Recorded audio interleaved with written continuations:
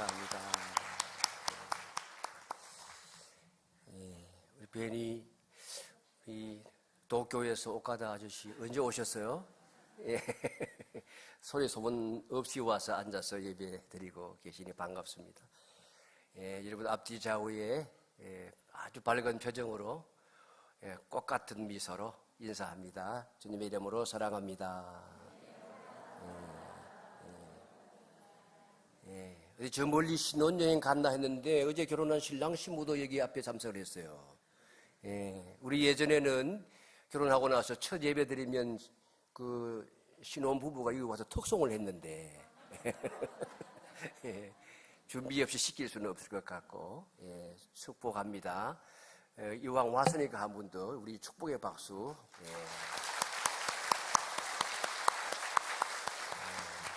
결혼식하고 바로 예배에 참석하는 신혼부부도 참 귀한 일입니다. 기도합니다. 하나님 아버지, 이 시간 이제 저희들 말씀을 들으려고 귀를 기울여 주님을 주목합니다. 성령을 통하여 들려지는 음성에 우리 믿음을 화합하게 하시고 말씀 따라 살아 열매 맺을 수 있도록 성령의 감화 감동 은혜 허락하여 주옵소서. 예수님의 이름으로 기도하옵나이다. 아멘. 네, 성도 여러분, 우리 지난주에는 매우 중요한 질문을 던져드렸습니다. 누가 교회의 리더가 될 수 있는가? 누가 직분자가 될 수 있는가? 그 질문에 대한 성경의 대답은 명확했습니다. 그것은 능력이 아니라 성품이다. 기능이나 역할이 아니라 그 사람의 삶이다. 그것이 자격의 기준이다. 그런 말씀을 우리가 상고했습니다. 자, 우리는 오늘 그 다음 질문을 다루려고 합니다. 그러면 그렇게 세워진 직분자는 어떻게 살아야 하는가? 이 질문이 매우 중요합니다. 왜냐하면 직분은 자격으로 끝나는 것이 아니기 때문입니다. 직분은 반드시 삶으로 이어져야 되는 거죠. 자격은 출발점이고 사명은 그 과정이고 영향력은 그 결과입니다. 성경은 직분자를 단순한 역할자가 아니라 하나님의 교회를 세우는 통로로 보고 계세요.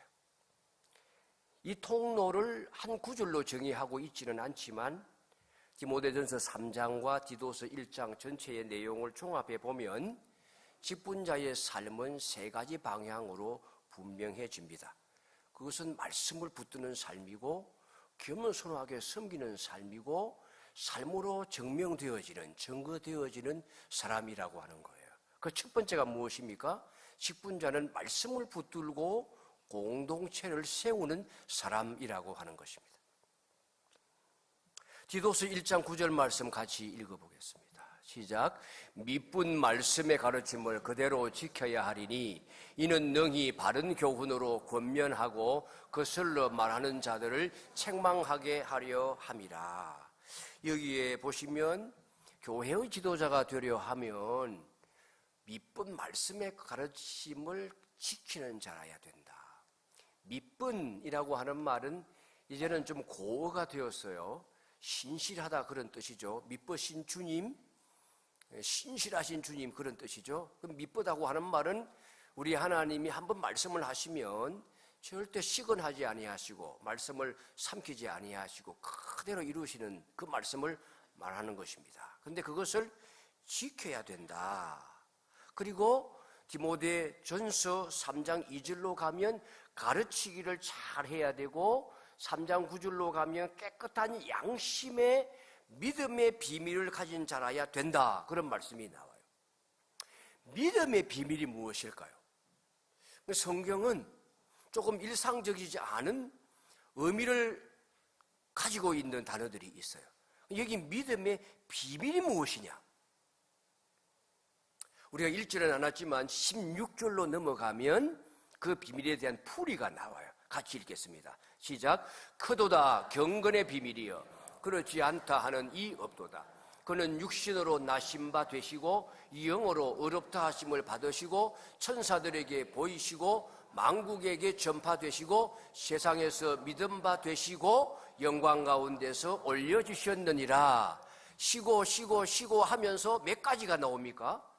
육신으로 나시고 영으로 의롭다 하심을 받으시고 천사에게 보이시고 만국에 전파되시고 세상에서 믿음 바 되시고 영광 가운데 올려주셨다. 6가지 항목이 나와요. 이게 뭘 말하는 거예요? 사도신경에 나오는 내용 같기도 하고, 근데 의구적으로는 일치가 안 되는 것 같고, 뭔가 교리적인 내용을 말하는 것 같기도 하고. 무슨 얘기예요? 이게 아마 초대교회 때 그 당시에 찬송가의 가사였거나 그 교인들이 배우는 신앙 고백의 내용이었던 것 같아요. 달리 말하면, 간단하게 말하면 이것이 바로 복음이에요. 육신으로 나심 받으셨다. 하나님의 아들이 성육신하셨다라고 하는 거예요. 영으로 의롭다 하심을 받았다는 말씀은 죽으시고 부활하심으로 말미암아 하나님의 아들로 하나님 앞에 의로운 자로 인정을 받았다, 그런 뜻이에요. 그러니까 죽으시고 부활하심으로 말미암아 하나님의 자녀 되심, 아들 되심을 선언했다는 의미가 들어있어요. 그러니까 여기에는 영으로 의롭다 하심을 받으시고 성령으로 죽으시고 부활하사 하나님의 아들이심을 입증하셨다. 부활의 교리가 그 속에 들어있어요.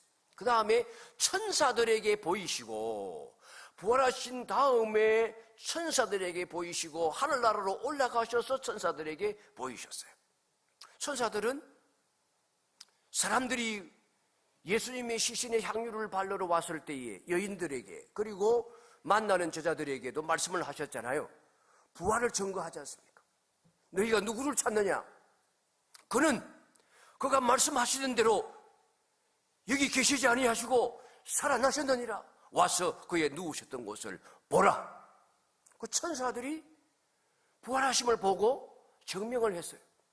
그리고 그 사실을 부활하신 예수님을 만난 제자들이 만국으로 다니면서 복음을 전파했어요.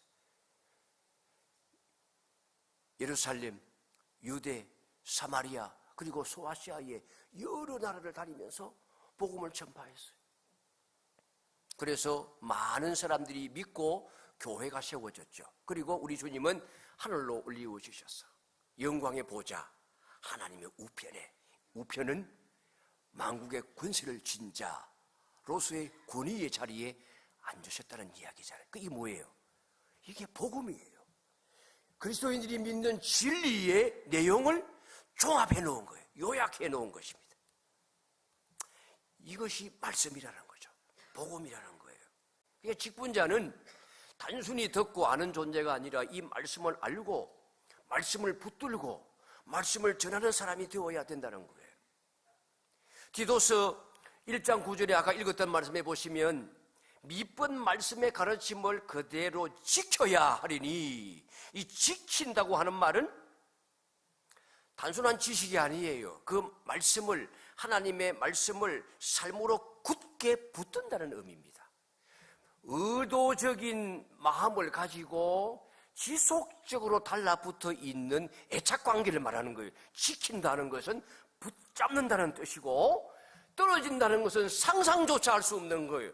분리되어진다는 것은 상상조차 할 수 없을 만큼 내가 친밀하게 그 주님의 말씀을 마음에 새기고, 내가 너 안에 너가 내 안에, 내 말씀이 너 안에 거하면 무엇이든지 원하는 대로 구하라 그리하면 이루리라. 이 하나님의 말씀을 마음에 새기고 말씀과 동행하는 삶을 살아가야 그 사람이 교회의 지도자가 될 수가 있고, 그래야 그 말씀을 가지고 바른 교훈으로 권면도 하고 잘 살고 있다고 격려도 해주고 긍정적인 강화예요. 그리고 잘 못 살면 책망도 하고 꾸중도 하고 하는데, 그 기준이 뭐냐? 하나님의 말씀으로 해야 된다고 하는 거죠. 그러니까 이 말씀을 가지고 있지 아니하면 공동체를 무슨 기준으로 가르치며 이끌며 지도를 하겠습니까? 첫째는 말씀을 붙드는 사람이어야 된다. 말씀을 붙들고 공동체를 세우는 사람이어야 한다고 하는 것입니다. 말씀을 붙들고 있으면 이 진리의 말씀이 반석과 같이 우리 신앙 생활, 우리 인생을 굳게 지키기 때문에 흔들리지 않아요. 어떤 상황에 놓인다 하더라도 흔들리지 않아요. 그런데 말씀 붙들지 아니하면 어떤 일이 일어납니까? 판단이 흐려져요. 기준이 무너져요. 그러면 교회의 리더가 무너지고 흔들리면 교회 공동체가 나쁜 영향을 받게 되잖아요. 그러니까 지도자가 되려면 분명한 사명은 말씀의 사람이 되어야 된다. 이게 여러분 우리의 삶으로 실천되어야 되는 거예요. 얼마나 바쁜 일상을 살아갑니까? 그러나 아무리 바쁠지라도 바쁜 일상과 우리의 사역 가운데서 말씀을 규칙적으로 읽고 묵상하고 그 말씀 따라 살아가는지 자신을 점검하고 그 다음에 말씀으로 군면할 수 있어야 되는 거죠. 하나님께서 어떤 사람을 직분자로 세우십니까? 일 잘하는 사람이 아니에요. 말씀으로 살아가는 사람입니다. 두 번째로 직분자는 낮아짐으로 섬김의 본을 보이는 사람입니다. 디모데전서 3장, 디도서 1장에 나오는 이 중직자들의 자격을 보면 여러 가지가 나와요. 절제력이 있어야 된다. 온유해야 된다. 다투지 말아야 된다. 관용해야 된다. 너그러워야 된다는 거잖아요. 그리고 돈을 사랑하지 말아야 된다. 더러운 이익을 탐내지 말아야 된다. 여러 가지 나오는데 이 모든 성품들을 자세히 살펴보면 다 한 방향이에요. 뭡니까? 자기를 비우고 낮아져서 섬겨야 된다는 성품으로 연결이 되어져요.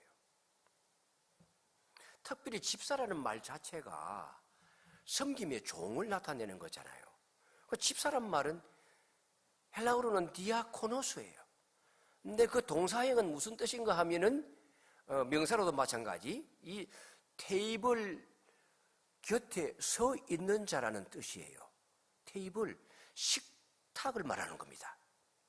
여러분 우리가 고급 레스토랑에 가면 멋있게 차려입긴 했지만은 섬기기 위해서 한 손에 타올을 들고 옆에 서서 수종을 드는 사람이 있잖아요. 그 종을 말하는 거예요. 그래서 가까이 있다가도 또 멀리 가서 지켜보고 언제 컵에 물이 다 떨어졌는지를 금방 알아채고 주전자 가져와가지고 물을 따라 채워주고 또 떨어져 나가 있다가 혹시 뭔가 필요가 있다고 느껴지게 되면 얼른 와가지고 뭐 필요한 게 있으신가요? 물어봐서 처음부터 식사를 하고 끝날 때까지 혹여 뭔가 먹다가 식사를 해서 나이프가 바닥에 떨어지면 얼른 와가지고 새 나이프로 갖다 드릴게요 하고 다 교체해 주면서 섬기는 그 종이 그게 집사라는 거예요. 집사. 그러니까 섬기는 종이에요. 그건 종이 하는 일이거든요. 고대적부터 주인이 식사가 시작되어 끝날 때까지 수종드는 종을 집사라고 하는 거예요. 그럼 교회 들어오면 시대가 바뀌면 그 집사가 고상한 신분으로 바뀌냐고요. 그게 아니잖아요. 본질 그대로예요. 이름도 그대로요. 본질도 그대로요. 우리가 살아가게 될 때 교회에서 직분자로 세워지게 되어지면 이런 섬김의 모습을 보여야 된다는 거예요. 그럼 집사가 아니고 권사가 되어지면 더 섬겨야 되는 거예요. 장로님이 되어지면 더 나아져서 섬겨야 되는 거예요. 권력의 자리가 아니고 높임받는 자리가 아니고 명예의 자리가 아니고 휘두르는 자리가 아니라는 사실을 우리가 기억해야 되는 겁니다. 디도서 1장 7절 8절에 보면 그 직분을 여러 가지로 설명해요. 자기 고집대로 하면 안 된다. 급하게 분노는 사람도 안 된다. 선을 좋아해야 된다. 이런 모든 것들도 보면 다 뭐예요? 권위를 내세우지 않는 성품을 가져야 된다. 자기를 낮추는 성품의 훈련이 되어 있는 사람이라야 교회의 지도자가 될 수 있다 하는 거예요. 자기 고집. 여러분 고집 없는 사람 봤어요? 제 남편은 고집이 없어요. 그런 분 계세요? 없죠? 고집 없는 사람은 없어요. 예. 다 공감하실 거예요. 근데 공동체에서는 고집을 부리면 안 돼. 이거는 자기 고집은 의지의 영역이죠. 근데 분을 내는 것은 감정의 영역이에요. 그러니까 지정의의 여러 영역에서 매우 균형 잡힌 성품을 가진 사람이라야 지도자가 될 수가 있어요. 자기 고집대로 한다고 하는 것은 자기가 내린 판단을 절대시한다는 뜻이잖아요. 다른 사람의 판단과 의견을 존중할 마음의 여지가 없다는 거잖아요. 자기를 내려놓을 마음이 없는 거예요. 자기 중심성을 포기하지 않는 걸 말하는 거예요. 분노는 언제 일어납니까? 내가 다른 사람으로부터 무시당할 때, 내 뜻이 꺾일 때 화가 나는 거예요. 내 자존심이 상할 때 화가 나요. 그리고 내 권위가 손상을 당할 때에 마음의 분노가 생기는 거예요. 내 권위가 도전받을 때에. 이 역시 뭐예요? 나를 내려놓지 못하는 거잖아요. 그러니까 이 분노의 뿌리는 상처받은 자아입니다. 여러분 가운데 화 잘 내는 사람 있잖아요. 자아가 약한 거예요. 아니면은 기본 영양소가 결핍해서 화 자주 내는 사람도 있다고 의학적으로 얘기하더라고요. 아니면 자아가 약한 거예요. 분노는 그 뿌리가 상처 입은 자아에 있어요. 그런데 급히 분내지 않는 것, 이것은 자기가 자기를 주장하려고 하는 그 본능을 절제하는 거잖아요. 이게 지도자의 성품이 되어져야 하는 거죠. 그러니까 낮아져야 되는 거예요. 겸손하게 섬겨야 돼. 낮아짐으로 섬김의 본을 보이는 사람이라야 리더가 될 자격이 있는 거예요. 예수님께서 이 땅에 오신 목적을 말씀하시면서 인자는 섬김을 받으려 온 것이 아니고 도리어 섬기려고 왔다. 어디까지 섬기려고 왔느냐? 자기 목숨을 많은 사람의 대속물로 내어주기까지 섬기기 위하여 왔다. 이 말씀을 하셨는데, 이 말씀 하시게 된 배경이 무엇인가 하면요, 예수님의 12제자 가운데 두 제자, 세베대의 아들 누굽니까? 야고보와 요한이 10제자가 지켜보는 데서 예수님에게 와서 당돌하게 요구를 하는 거예요. 예수님, 장차 영광의 자리에 앉으시게 될 때에 우리 형제를 하나는 주님의 오른편에 하나는 왼편에 앉게 해주세요. 그 얘기를 했어요. 10제자가 듣고 있었어요. 기분이 아주 상했어요. 그런데 예수님께서 계속 그 두 제자와 이야기를 하는 거예요. 그래? 그러면 너희들 내가 지는 십자가 질 수 있어? 그랬더니 이 둘이가 질 수 있다고 하는 거예요. 아니, 예수님은 말도 안 되는 소리를 들으시면 대화를 끊으셔야 되는데 계속 대화를 하시는 거예요. 이 상황을 상상해 보세요. 뒤에 있는 10제자 기분이 어떻겠어요? 더 분노가 치밀어 오르기 시작하는 거예요. 예수님께서 그래? 너희들이 그러면 내 십자가를 질 수는 있을지 모르겠어. 그러나 그 자리는 내가 주는 건 아니야. 하나님의 고난에 있는 거야. 그랬더니 이 분노가 더 크게 치밀어 올라. 분노할 때에 그때에 예수님이 10제자를 돌아보시며 하신 말씀이에요. 나는 섬김을 받으러 온 거야. 세상의 권력자들은 그렇게 권력을 휘두르고 높아지려고 하지만 하나님의 나라는 그렇지 않아. 낮아져야 돼. 섬겨야 돼. 하나님이 그런 자를 높여주시오. 이 말씀을 하셨거든요. 그런 걸 보면 이 예수님의 제자들조차도 얼마나 높아지려고 하는 욕구와 욕망 가운데 있었는지를 알 수 있는데, 우리 가운데도 이런 일들은 현저하게 비일비재하게 일어나는 거예요. 직분을 받으면 사람이 가끔 변해요. 권력의 자리인 줄로 착각하는 거예요. 세상과 거꾸로인데 교회는 완전히 거꾸로 된 질서를 따라 나가는 거예요. 그러니까 앞으로 직분자가 되어주시는 분들은 더 낮아지는 줄 알고 더 겸손해지셔서 섬기셔야 돼요. 보이지 않는 데서 일을 하는 것을 기분 나빠하면 안 돼요. 아무도 알아주지 않는 데서 다 가고 난 다음에 나 혼자 남은 일을 감당하고 있는 상황, 그걸 감당하는 것이 그게 마땅히 해야 될 직분자의 일이에요.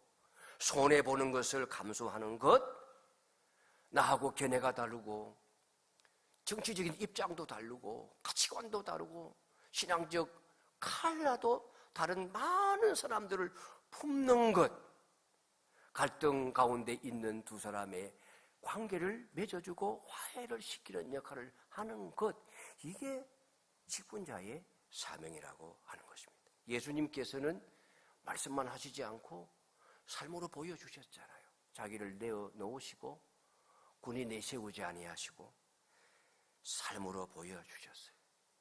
우리 직분자들이 그런 사람들이 될 수 있기를 바라고, 군이 행사하는 사람이 아니라 무릎 꿇는 사람이 되어지고, 우리 모든 성도가 그렇게 되어져서 진정 이 세상에서 하나님의 진리의 말씀으로 빛으로 이끌어 나가는 지도자들이 될 수 있기를 주님의 이름으로 축원합니다. 마지막으로 직분자는 삶으로 복음을 전거하는 사람입니다. 디모데전서 3장 7절에 보면 외인에게서도 선한 증거를 얻은 자라야 한다고 말씀을 했어요. 여기 외인이라고 하는 것은 말 그대로 밖에 있는 사람이에요. 그러니까 믿는 그리스도인의 공동체 밖에 있는 사람이니까 불신자를 말하는 거예요.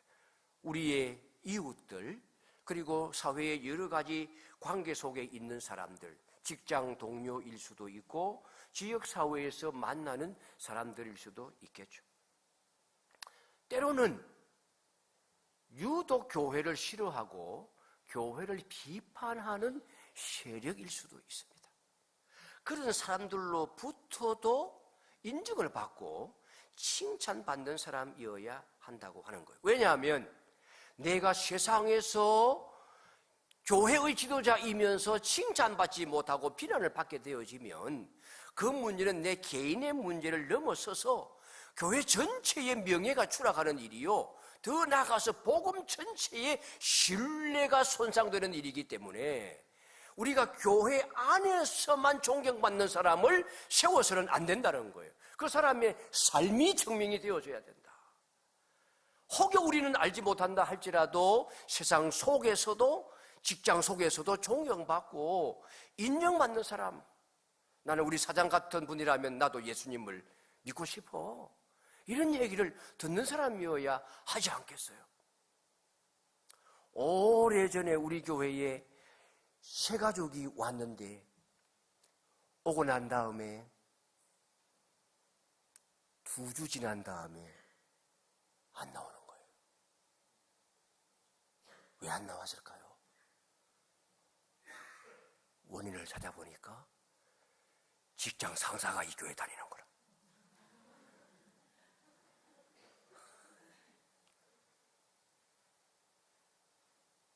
누군지는 나도 모르겠어. 알아도 몰라야 되는 거지. 그러면 그분이 직장에서 상사로서 어떤 리더십을 발휘를 했는지 보지 않아도 예측이 되잖아요. 여러분도 그럴 수 있어요. 예, 여러분 가끔 신앙생활을 하다 보게 되면 그 전에 관계를 맺었던 사람 어느 날 교회에 나타나는 경우가 있잖아요. 그 어떤 성도님은 찾아가가지고 저 옛날 얘기하지 말아주세요 라고 부탁한 사람도 있을까 없을까요?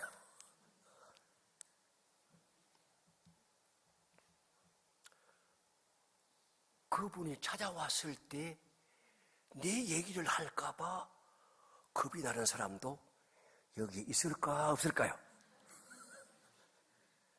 있을 수 있어요. 회개하세요. 다른 교회에서 잘못을 저지르고 도피성 삼아서 우리 교회 오신 분 안 계십니까? 없기를 바랍니다. 회개하세요. 돌아가서 사과하고 사죄하고 신앙생활을 이곳에서 하더라도 그래야 새 출발이 되는 거예요. 예, 없기를 바랍니다만은, 영원히 없기를 바랍니다. 외인에게서부터도 선하다, 그런 증거를 받아야 되는 사람입니다. 그 다음에 3장 4절 5절에 보면 가정을 잘 다스려야 된다는 걸 강조하잖아요. 단순한 가정 문제를 넘어서는 거예요. 그리고 3장 13절에 보시면 아름다운 지위와 큰 담력을 말하고 있어요.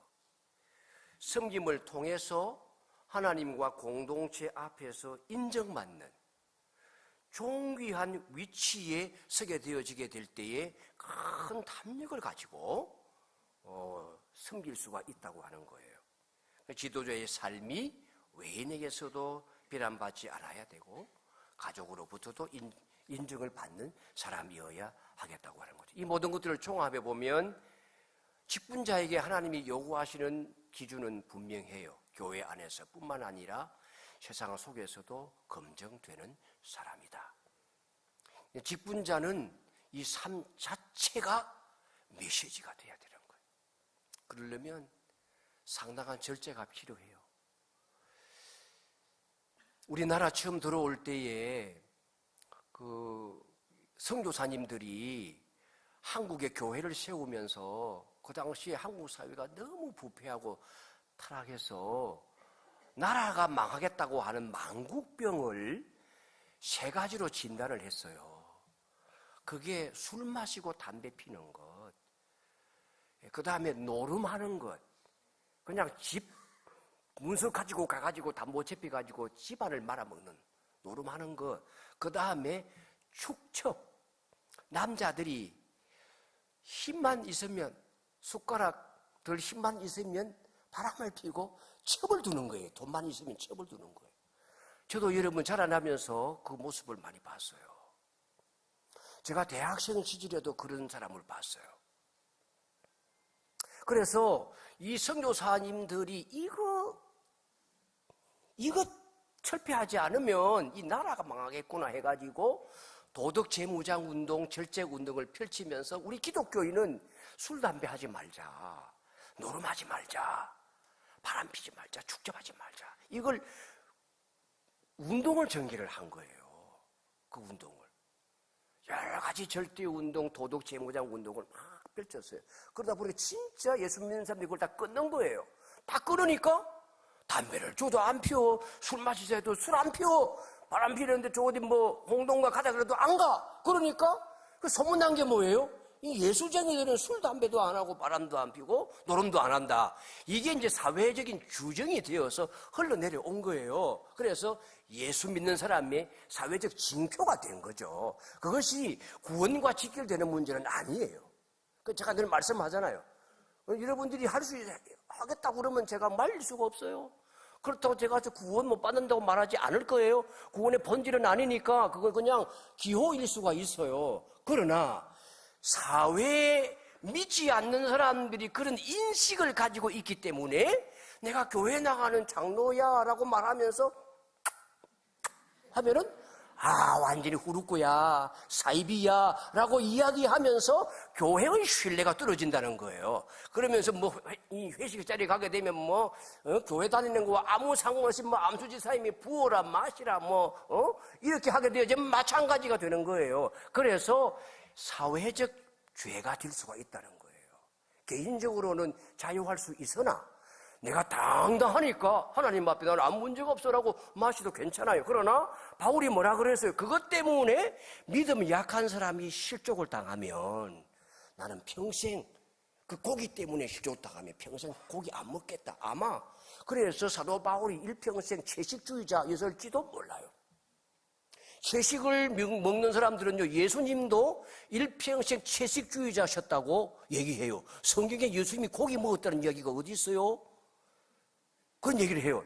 유일하게 이 생선 드신 거는 부활하시고 난 다음에 내가 살아있고 이 먹는 기관이 살아있다는 걸 보여주기 위하여 너희들 가운데 먹을 것이 있느냐 하고 고기 조금 드신 것밖에는 없다. 그건 상징적인 것이다. 이렇게 얘기하기도 하는데 바울 사도도 채식을 했을지는 몰라요. 그런데 그런 각오를 가지고 있잖아요. 그렇기 때문에 그냥 일반 성도님들은 좀 그렇게 해도 세상 사람들이 몰라보니까 괜찮을 수는 있어요. 안 믿는 사람으로 하여금 낙심하게 하지는 않을 수 있지만 교회에서 안수 집사요, 권사요, 장로님이신데 알고 있는데 알고 있는데 식당에 가게 되면 나누는 이야기 들어보면 아이고 큰 사무리들이 왔구나 다 할 수 있어요. 교인은 카페 가도 교회 얘기를 안 할 수가 없어요. 목사님 얘기, 구역장 이야기, 뭐 어느 장로님 얘기. 제가 목사인 줄 모르고 옆에 앉아가 얘기할 때 되면 어느 교회인가 하다. 목사님 얘기도 하고 다 해요. 안 할 수가 없어요. 그럼 다 알게 되는 거잖아요. 그런데 가서 성교회가 모여가지고 밥을 먹고 막걸리를 마신다는 게 말이 돼요?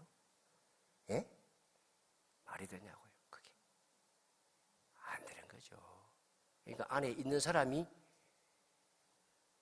같이 안 마신 사람은 또 와서 얘기를 하잖아요. 개인적으로 마시고 싶으시면 마시고 집에서 반주로 뭐 하셔도 되고 가족끼리 하실 수도 있고. 어제 줄에 서면서 우리 신랑 신부한테도 첫날 밤에 포도주를 마시라고 제가 했어요. 언약식을 거행하라고 그랬거든요. 그런 의미가 있으면 괜찮은 거예요. 그런데 교회의 이름과 복음의 명예가 훼손되지 않도록 개인적으로도 조심해야 되지만 공동체적으로도 조심해야 되는 거예요. 뭐 그렇게 마실 음료수가 없어서 성교회가 모였는데 식사하고 난 다음에 막걸리를 마셔요. 무슨 덕이 되겠어요? 아름다운 지위를 가지고 내가 복음 전할 때에 하나님의 자녀인 담력을 가지려고 하면 세상에 빛이 되는 도덕성도 장착을 해야 되는 거예요. 오늘 말씀 우리에게 분명하게 알려줍니다. 하나님 나라에서 선한 영향력을 끼치는 지도자가 되려면 어떻게 해야 되느냐? 말씀을 붙드는 사람이 되어야 된다. 섬김으로 살아가는 사람이 되어야 된다. 삶으로 세상 사람들의 비난을 받지 않도록 증거하는 사람들이 되어야 한다. 하나님이 이런 직분자를 찾으시는 거예요. 직분자만 찾으시는 것이 아니에요. 우리 모두가 다 이와 같은 사람이 될 때에 하나님의 영광을 드러내고 진리의 복음이 살아 역사하며 세상을 변화시키는 역사가 일어날 줄로 믿습니다. 오늘도 우리 속에는 연약함이 있고 부족함이 있고 허물이 많이 있지만은 성령님이여 내게 충만하게 역사하여 주셔서 하나님 앞에서 인정받고 세상 사람들에도 인정받는 온전한 하나님의 자녀로 더욱 거듭나도록 역사하여 주옵소서. 기도하고 결단하는 이 시간 되기를 주의 이름으로 축원합니다. 함께 찬양합니다. 일어나셔서 함께 찬양합니다. 그리고 합심하여 기도하겠습니다.